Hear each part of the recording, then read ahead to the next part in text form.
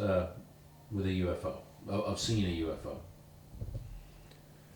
I was stationed down at Albany, Georgia, in the year 1952, and I had flown out to. I'm sorry, can you start that again? I'm very sorry. Ready? Take two.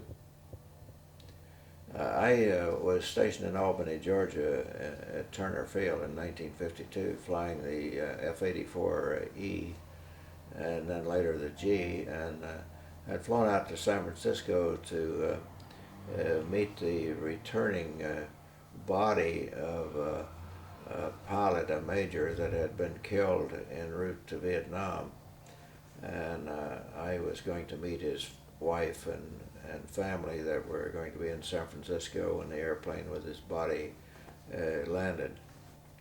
So having accomplished this, I was leaving San Francisco fairly early on a Sunday morning, flying back to Albany, Georgia.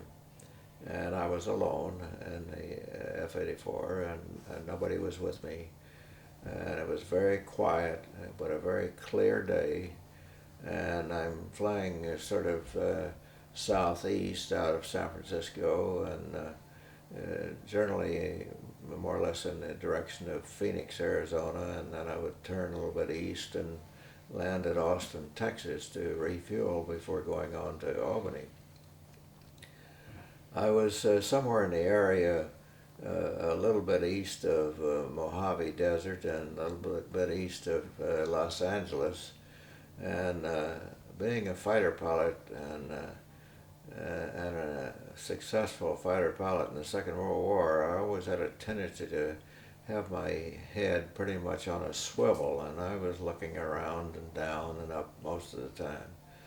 And as I looked over my right shoulder, I noticed something in the sky that seemed to be about my level, maybe slightly higher, but not much.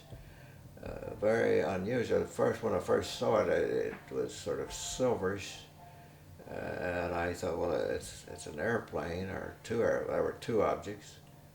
And then I looked back in a little bit, and it was much closer, and I could see that this was not like any airplane I had ever seen. And of course, I had not heard any comments. I had not heard any calls on the radio from any other person in the air.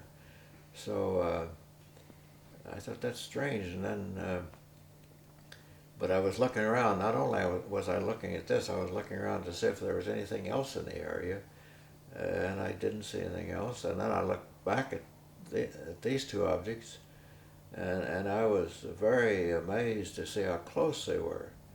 And by now I could see them looking pretty much like one would think of a disc, not too large, but the diameter would be at least the wingspan of my fighter airplane. And then suddenly, while I was looking at them, they separated vertically. One went above me and one went below me, and then they just quickly went right across what I felt they were going right across the tail of my airplane. So I looked out the other side to try to pick them up when they came across on the other side, but to my amazement I couldn't see anything. So I looked back to the right again, I couldn't see anything. I looked to the left, I looked high, I looked low, I never saw them again. When I then called the ground controller that I was in contact with to ask him if there were any other airplanes in that area. And he said, no, we don't have any traffic at all. This is a bright Sunday morning and you've got the sky to yourself. So I flew on to Austin and landed and reported what I had seen, and then called the controller there and asked him if he would reconfirm with the California controller that there absolutely was no other traffic in that area, because I thought maybe he might have misunderstood me.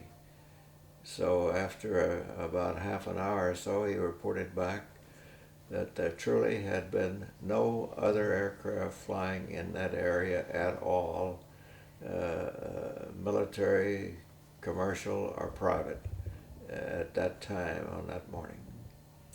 So what I saw remains to this day something that I cannot find an explanation for.